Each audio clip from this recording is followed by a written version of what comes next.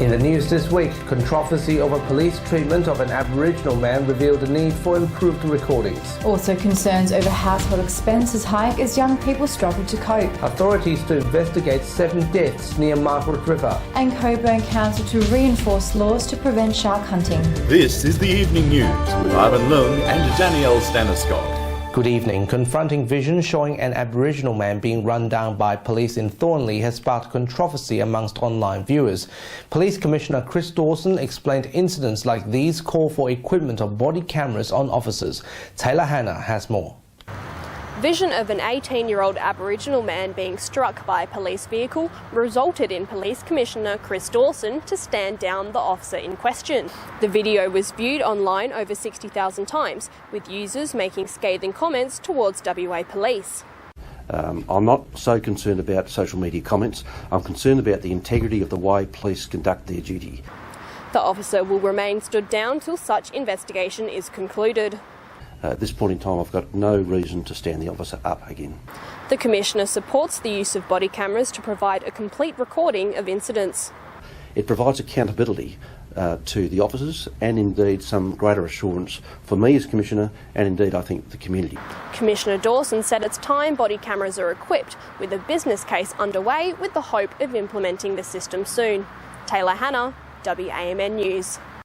With the state government announcing nearly a $300 increase on living costs in the state budget, there are fears that young West Australians simply cannot keep up with the rise. But the Premier says they've tried to keep the increase as low as possible. Lucas De Paz has the details. For young people who are already struggling to cope with rising costs of living, the increase can't come at a worse time. An increase of $292.70 to living costs was announced in this year's budget. So this budget does and is about, of course, that ongoing narrative that we've had around getting the finances back on track, and this budget continues to deliver that. Louise Giletto, CEO of WA Council of Social Services, is concerned about this for low-income earners. Everybody in every household, including young people, have now been hit with further price hikes in their utility cost. This comes after huge price hikes last year of around $468. All up, young people have been slugged with an increase of $780. Premier Mark McGowan said they tried to keep the costs as low as possible. Well, the increase in fees and charges is 4.8% across the board. It equates to around 80 cents a household a day. Whilst we think that's too high and we'd like to make them smaller, we've tried to keep them as low as we can, and we expect in future years they'll be lower. Increases of 4.8% across the board will come into effect on July 1st. Lucas De Paz, WAMN News. To other stories of the week, a significant tragedy has occurred in Osmington near Margaret River, where police were called to a rural property and discovered 7 deceased victims. Amongst the victims were 4 children and 3 adults, with suspected gunshot wounds found. 3 firearms were located on the scene. Homicide squad detectives from Perth are assisting local authorities with their high-priority investigation.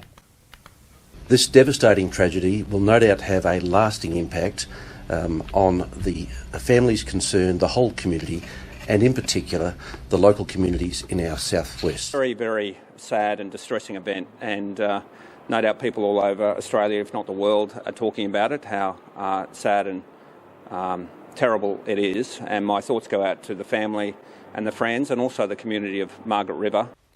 Both Premier Mark McGowan and Police Commissioner Chris Dawson together visited the Margaret River community this Sunday. The City of Cockburn is reinforcing their existing local law whereby shark fishing is prohibited, including the use of setting of buoyed lines using blood or any other lure for the purpose of attracting sharks. Environment Manager at the City of Cockburn, Chris Beeden, explained multiple problems of bringing large sharks into the shore.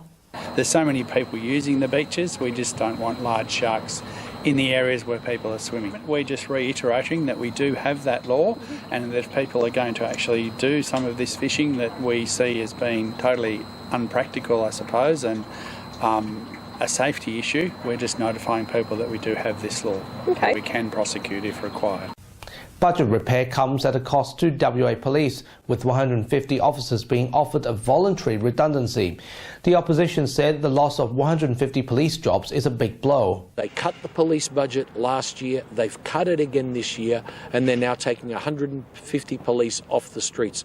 We need more police, not less. A government spokesperson responded saying police will participate in the voluntary targeted separation scheme and will not impact on frontline capacity. A recruitment plan is also being developed, with the positions being backfilled in 18 months' time. Tensions in the Middle East continue to grow, with Israeli Prime Minister Benjamin Netanyahu accusing Iran of firing rockets from Syria. Although Iran is yet to claim responsibility of the airstrikes, it's understood that 20 rockets were fired towards Israeli forces. No casualties were reported. A historic summit meeting will take place in Singapore, where US President Donald Trump will meet with North Korean leader Kim Jong-un. Despite Mr. Trump will like to host the meeting at the demilitarized zone, Singapore was favoured and chosen in the end. The meeting between both leaders will be held on 12th of June with hopes of discussing denuclearisation.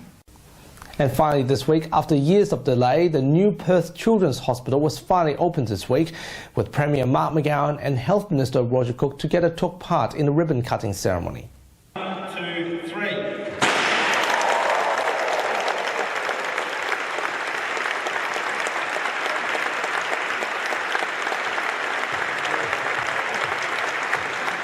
This is a great day for the WA health system.